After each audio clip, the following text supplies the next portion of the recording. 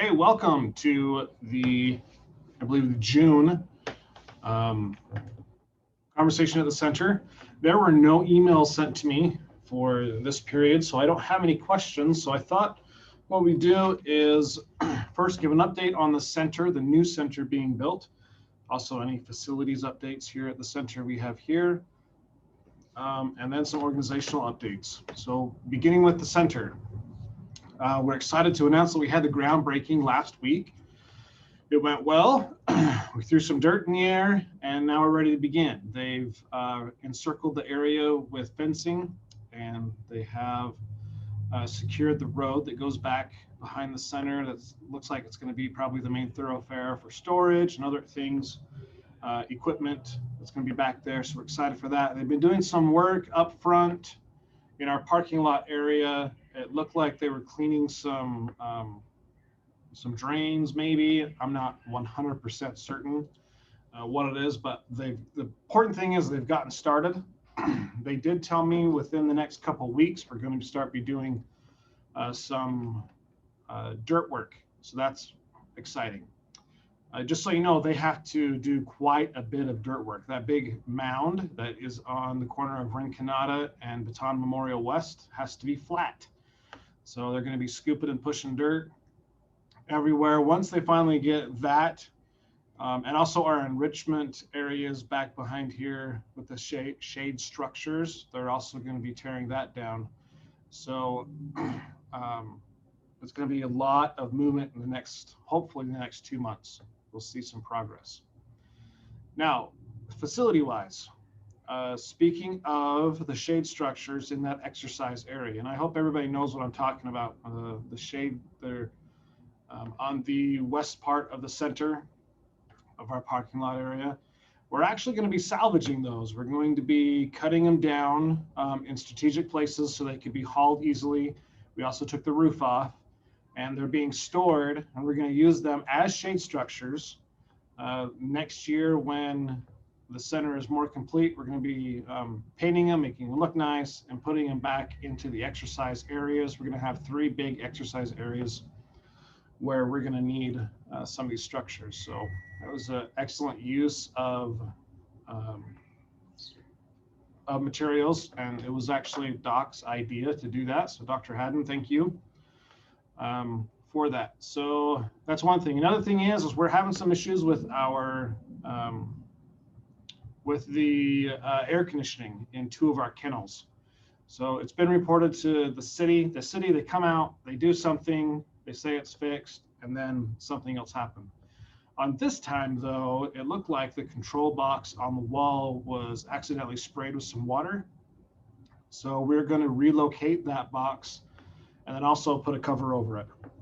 So that's one thing that the city is looking at doing for that. You think that'd probably be something that we would have thought of, or the architects would have thought of when they were designing the air conditioning, that it was going to be in a kennel with water spraying, but it's fine. We'll take care of it. So facility-wise, that's good. Organizational-wise, we got, I don't know if everybody knows, but in our board meeting last week, we announced that we were awarded a large grant from the Carol Petrie Foundation. It was for $150,000. We were very excited for that grant. With that grant, our medical department is going to be equipped with everything that we can hope for from that. Our main thing we would like to get is an X-ray machine with those funds. Now, with that, and also with the funds to prep for, because it has to have a dedicated electric breaker to the machine. So we have to get that plumbed in. So with all of that, and also the table comes separate. It's not one whole package. There's also a computer, everything you have to have. So everything comes together. We hope to purchase with that grant. We also are going to be purchasing everything we're going to need to be doing the drive-through clinics. And our goal is to do 4 of them in this coming year. And when I say year, I'm talking about our fiscal year, because our fiscal year is just about to end here, June 30th. So starting in July, see if we can't do some major purchasing with that grant We're talking proper canopies, tables, generators, cooling fans, battery packs, all those things that we need to keep the staff happy and keep the people attending happy, and also to do some more to purchase the vaccines and also syringes, all those things to do. So we are very excited about that. We're also looking at getting a trailer for those items so we don't have to be running around the shelter gathering things. They'll be in one single place. We can hook up that trailer and go to wherever it's going to be at. Speaking of where it's going to be at, we have Liz. She's off this week. For some reason, she felt like it was a good idea to take a vacation. I don't know about that, but we are, she's going to start looking into locations for the next drive-through clinic. We're really looking at the NMSU parking lot. We felt like that was the best. It was the one that we did out there by the stadium. The construction has really lifted up quite a bit. They're not storing anything out there anymore. And there's several entrances and ways to get in there. And with the roundabout that they have there on the west side of the freeway, you're able to get better access and also leave easier as well. So hopefully we'll have more news coming up on that. So watch Facebook. I'm sure it's where we'll do the first posting of that date. I actually saw on Facebook that we posted today was the anniversary of when we posted one of our drive-through clinics. And I think it was June 15th or something like that was one of ours. So obviously this is a good year to do it. We have a lot of success at doing those. Now I think that's all I have. Why don't we go through the departments? Michelle, do you have anything from the front staff you'd like to shout out? I don't think so. I mean, we did start opening back up at Farmers Market. We've been there 2 weekends. We plan on being there every Saturday. As we get more staffed and the world opens back up, we will start going back to other places as well, Petco, PetSmart, stuff like that. But right now it's just Farmers Market. We are focusing on foster animals first. We will fill in any blank spots with shelter animals. Any animal that does attend these offsite events will be what we call go homes, fully vaccinated, sterilized, the whole 9 yards. So yeah, that's our exciting news up front. The girls are very excited about it. Thank you. I know it's really good to feel good to get back in. Also, so you know, we at the center, we are, if you are fully vaccinated, we're masks off now, and just like the city came out and also the state. So that was a good step for us. Yay, no more masks. We're looking at having an open lobby starting in July, possibly as early as July 6th, because July 5th is the observance of July 4th. So I believe it's Tuesday the 6th. For July. That'll be the first work day where our lobby will be open. So what does that mean? When I say lobby open, that means people will be able to come in and we'll be able to say, hi, how can we help you? This is the biggest thing. We'll be able to do purchases of licenses, microchip appointments can start again, all those good things that we had to do away with before. What we are not doing is we are not allowing people just to walk through the shelter at this time for adoptions. People still need to go to the website. They need to make appointments. If they're serious about coming in and looking for those animals, then they need to schedule the appointments with the animal numbers. That seems to be working really well for us. And same with the medical appointments. Those are working out really well too, to do those. So that's some exciting stuff for us. Doc, you have anything from the medical part? You do too. You have some big news. I do. You do. We have how many animals in the foster to adopt sterile program? 0. Yes, 0 animals in our foster to adopt program. If you remember, every time we report in the board meetings, it was hundreds. So we're able to go through. A lot of those were just cleanups that have been there for months and months and months and months and months. We're not able to get a hold of them. So we are very excited for that. That she's working really hard also with the other veterinarians in the area to do that. All right, so Grace asked, what about population tours for people looking for their missing pets? Would that be allowed anytime soon? So the answer to that currently right now, I can answer that is no. And the reason is all of our animals are online. People can just count, they can check online for their animals. It's within the day, if not within hours, generally, those pictures are on there. If somebody comes up and says, hey, I think my dog just got in here, we'll probably let them come in and take a look in lot because it's not in the building. We're not as stringent and strict. We don't have to be coming up here in July.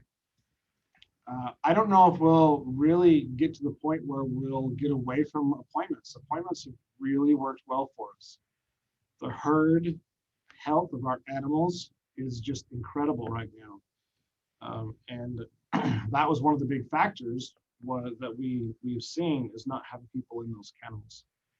However, we know that people describe animals differently. We totally understand that. So that is something that we've talked about once before in our managers meeting, and we'll continue to as we get closer and the world is opening up more. Doc, you got something?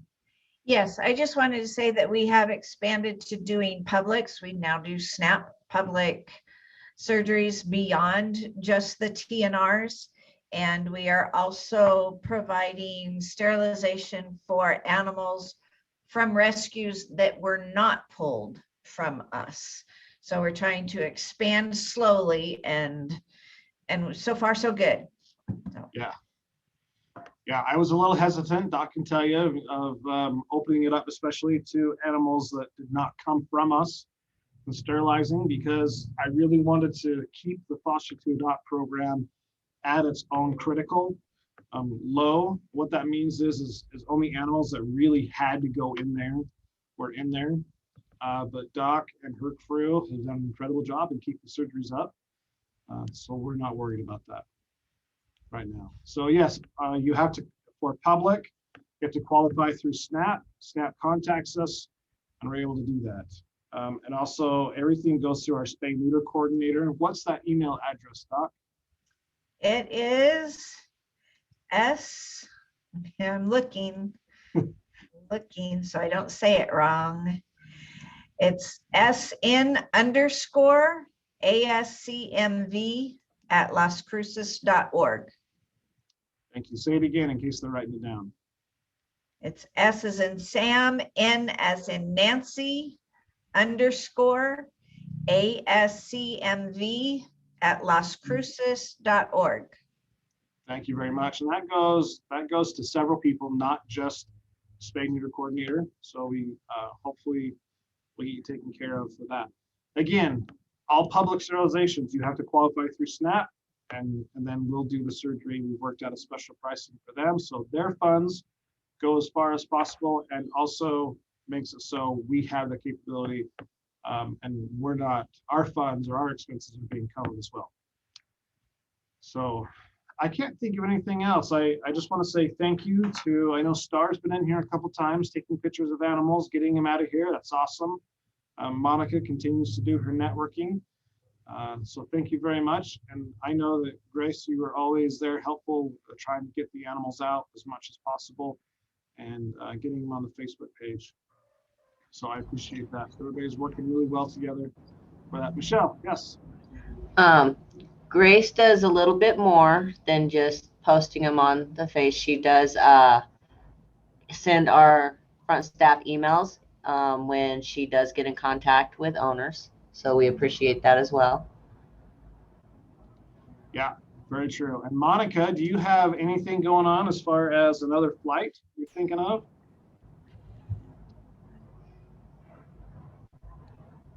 Yes, I was gonna wait till Liz got back from vacation, but I think it's safe to say that our second flight will be June 30th. Hey, that's exciting. Yeah, and Green Hill is going to up their, so they initially started out with 15. Well, they initially started with 30, then they took it down to 15 because they wanted to see a trial run of how everything went. And they felt it was so successful that they've increased it to 30. So 15 large breeds and 15 small medium breeds. That's great. And I know Peter was like, hey, we can get more animals in here when they did the flight. Yes. So that was great.